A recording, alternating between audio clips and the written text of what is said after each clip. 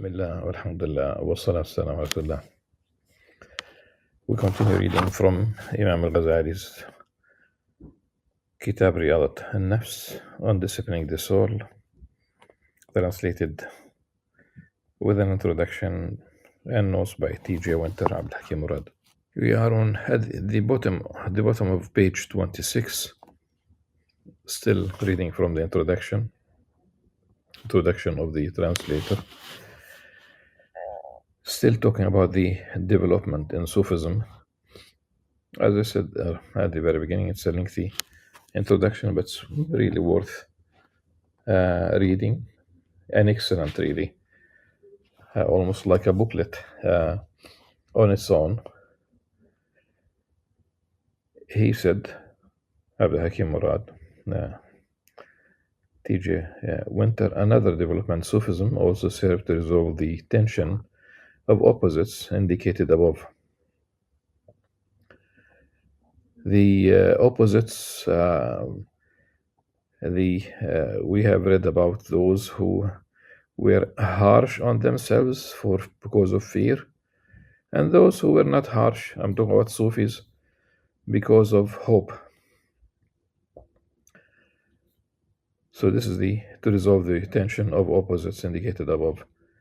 This was the evolution of a mystical typology of stations, maqamat, first attempted, we are told, by Muhasibi's contemporary, the Nun of Egypt. He died in the year 245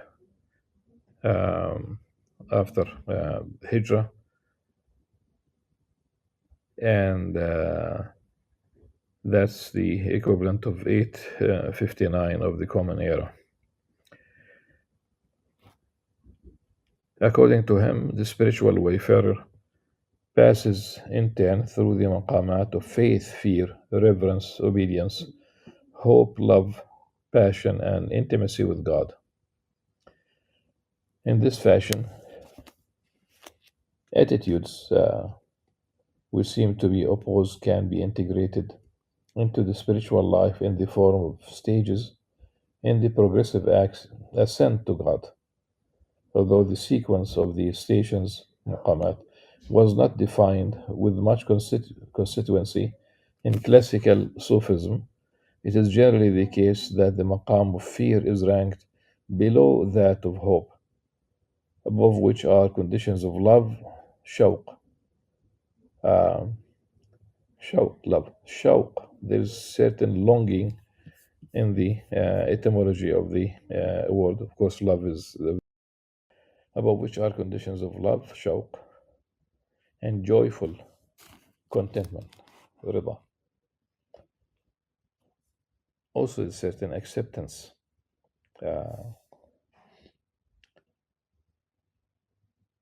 Acceptance of your share of things, all things that have been allotted for you. So joyful contentment, rida, with God's will.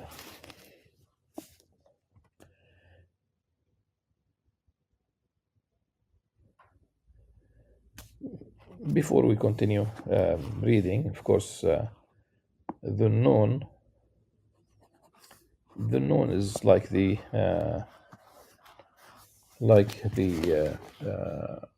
Prophet Jonah.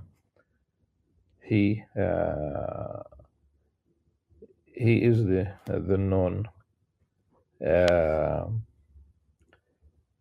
pertaining to the story of the whale. And the whale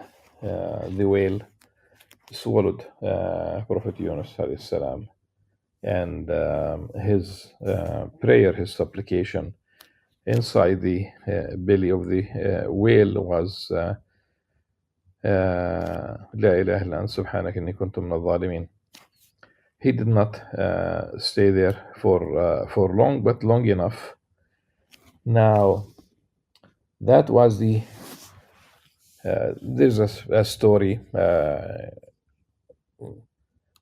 about the known and why he became known like this. This is not his real name. Some sources say that his real name is Thawban. One of his students is Sahl Tastari, and it seems because of the timing of his death that he had influenced the life of many famous Sufis in Baghdad also. And the Nun is the Nun al-Masri, the Egyptian. But back to the whale. I think of course, in in a certain way, we are all inside the whale of materialism. Even if you resist, you are still inside the whale. The whale uh,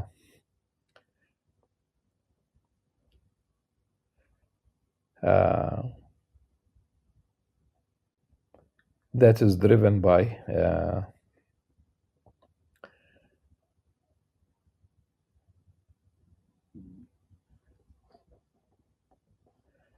intellectuals who absolutely have no uh,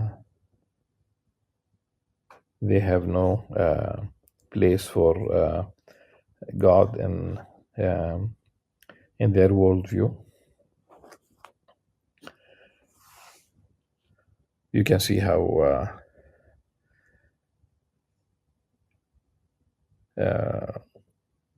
for example, the Labour Party just won the elections in the UK. Well, uh, one of the things that they have highlighted about the leader of the Labour Party is that he's an atheist. Okay, Britain is known for a very high a percentage, probably the highest in Europe, but some other countries might compete with Britain. Religiosity in Britain is not there in practice. One has to study why.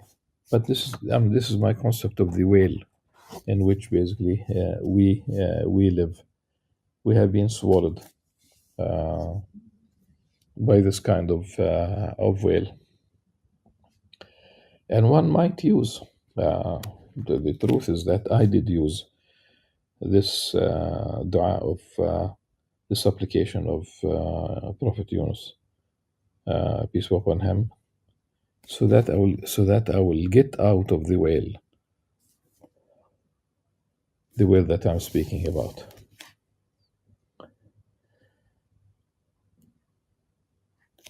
Continue reading.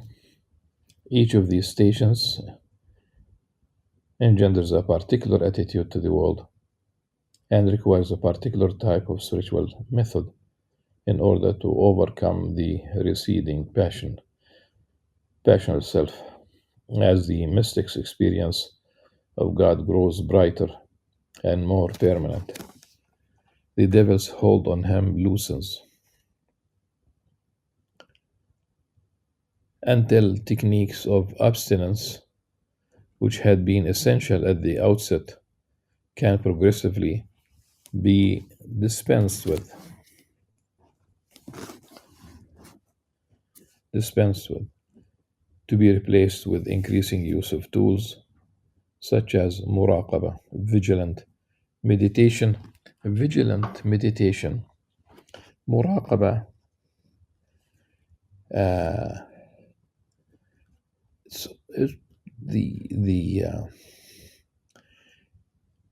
it's really about having a watchful eye, of course, heart, about one's actions, about one's intentions, about one's thoughts. And muhasaba, hence al-muhasibi. You hold yourself accountable.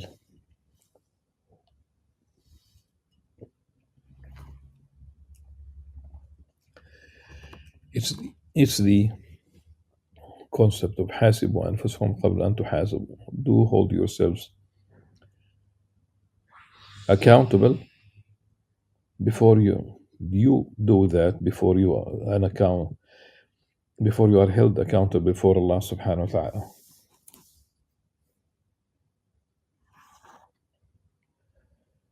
The third method, by which a correct attitude to fear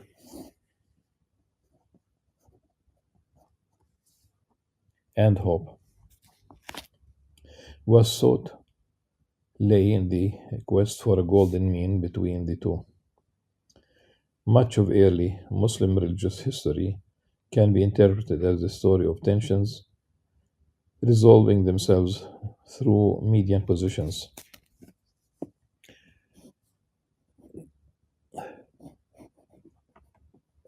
And I think the origin, of course, of this is وكذلك جعلناكم أمة وسطا لتكونوا شهداء على الناس ويكون الرسول عليكم شهيدا. This وسطية is not a mathematical median. It depends on the context. My example is Abu Bakr as-Siddiq رضي الله عنه. He brought all his money for the sake of Allah subhanahu wa ta'ala. All his money. So that's not half. So the median is not the same thing. One might say that a virtue is falls between two extremes, between excess and deficiency. Say, for example, courage falls between recklessness and cowardice. But it's not a mathematical, it's not like halfway between both. Also depends on the context. Generosity, same thing. It's not halfway mathematically. See, but also wasata, it has been used within the last 2 decades. To my knowledge, it could have been used even earlier, but within the last 2 decades, it has been used in contexts whereby one understands that the advocate of wasati is giving up on essential things, essential, integral to Islamic principles, values, ethics, faith, rights.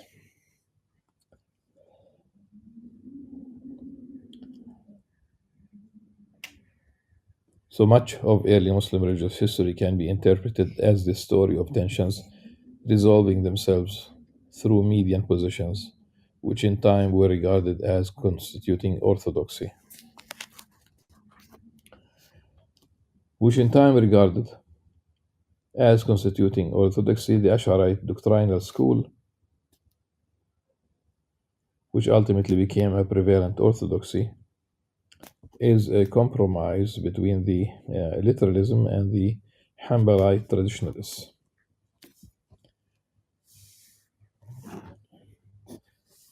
Literalism, you talk about al-Zahiriyya. We don't have it anymore. And it's an interesting school.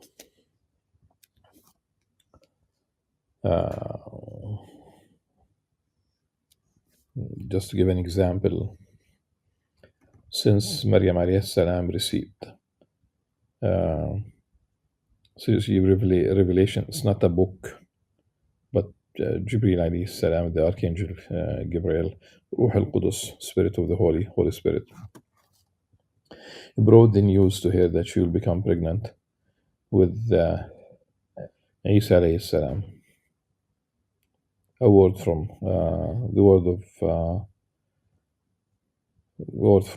from God. That much is enough for the literal school to consider her a prophetess, as I said, it's simply an interesting school that does not exist. It doesn't mean that you cannot use or refer yourself to their works, but does not exist today.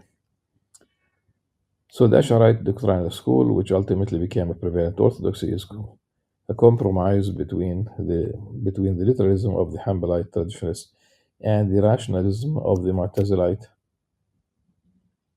I'm sorry.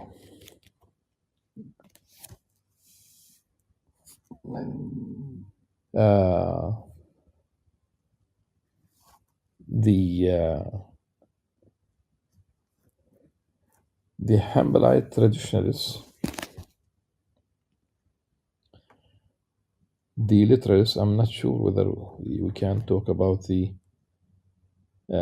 school as literalists, but of course they do have their own.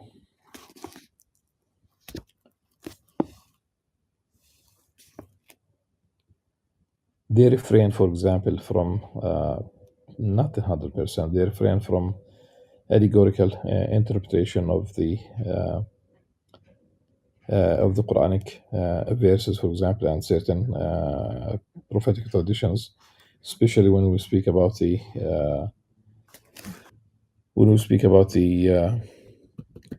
anthropomorphic verses. Imam Ghazali speaks about three specific texts that Imam Ahmad Hanbal agreed to use allegorical metaphorical interpretation. So this is like a text-oriented as is school, and the rationalism of the Mu'tazilite sect. Uh, in the same way, Sunni ideas of political legitimacy represent a compromise between the conflicting notions held by the Shia,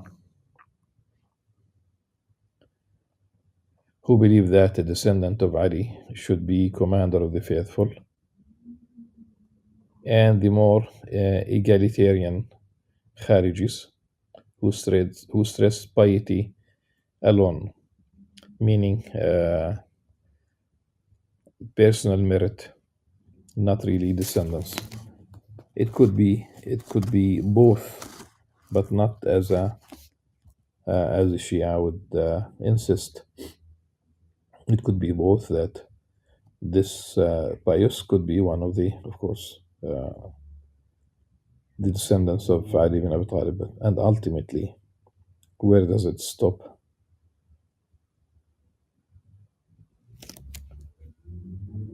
Allahu Alam about all those who claim that they are from Ahl al-Bayt today.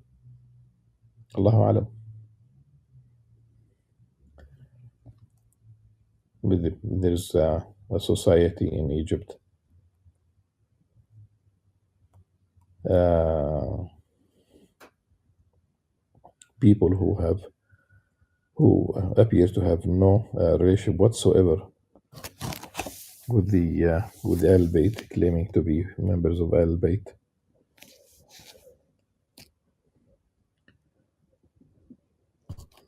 And if you believe that you are from Al Bayt, then behave as such in a way that's appropriate for this uh, honorable um, descendants. This collective instinct was also at work within Sufism, and ensured that the temper of dread was not contradicted by hope, but came to be moderated and balanced by it, so that the two, complementing each other, became the wings by which the believer may fly. It just crossed my mind right now that the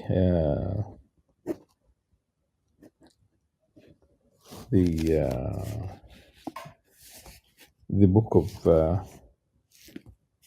of faith by Muhammad bin Abdul Wahhab, rahimahullah, it's pretty much the text and not much commentary.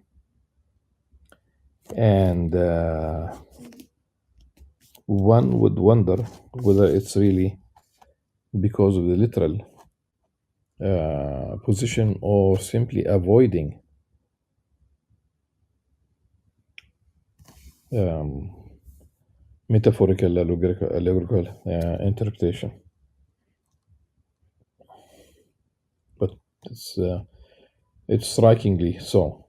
You have plenty of text, but very little commentary.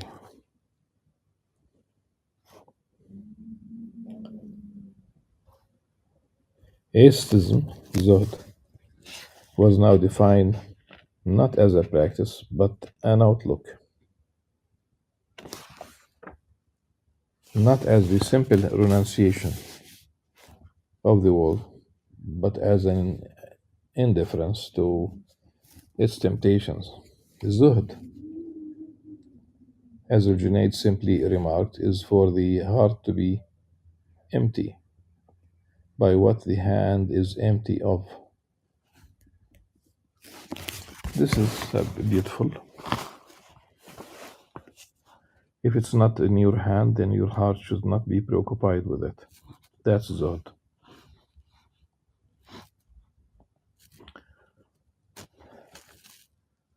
And that's essentially that the world will be in your pocket, in your hand, not in your heart. And some said الزهد أن يستوي وجود الشيء وعدمه. أن يستوي وجود الشيء وعدمه. Whether it exists or not, the thing that you would love to have, whether it's there or not, it's the same state of the heart. So Junaid simply remarked, is Zuhd is for the heart to be empty of what the hand is empty of. Attaining this degree of detachment from the world, however, could only come about through the hard test of self-discipline. Here we come to رياضة النفس. رياضة ترويض.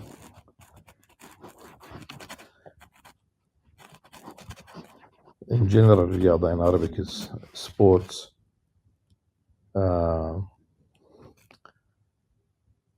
And you, of course, there is discipline.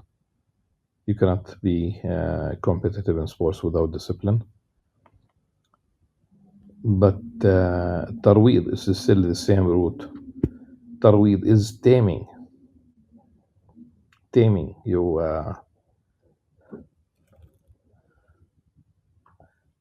You tame a wild horse, a wild animal, and the heart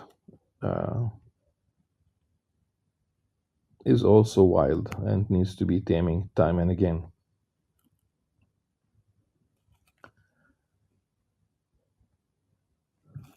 They said, slaughter the soul with the knives of contravening its desire.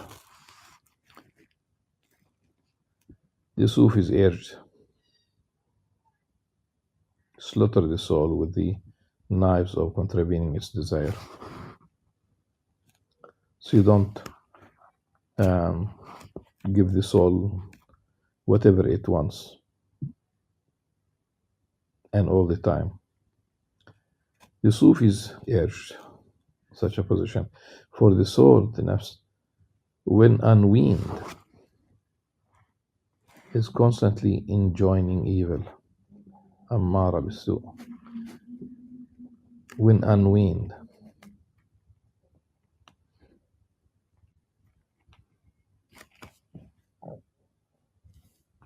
As the Quran describes it, it is the subtle, unfixable abode of hawa, the condition of desire,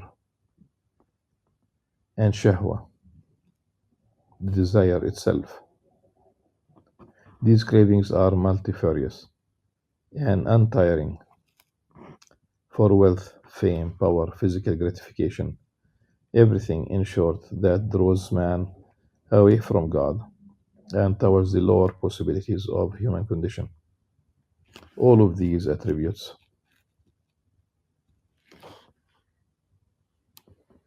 must be purged from the heart. Think how many times we clean our dwellings, our homes, our offices, our cars, our clothing, our bodies, all of it, all this cleaning or cleansing is external. Think about what is needed for the internal cleansing.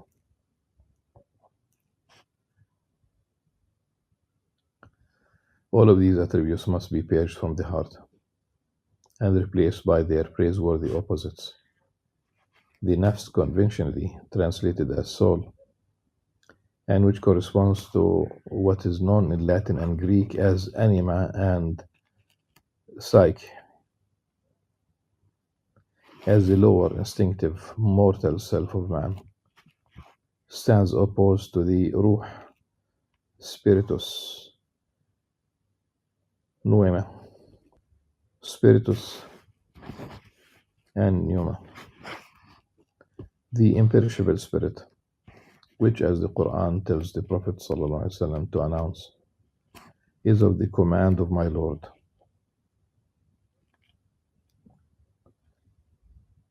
And of knowledge you have been vouchsafed but little.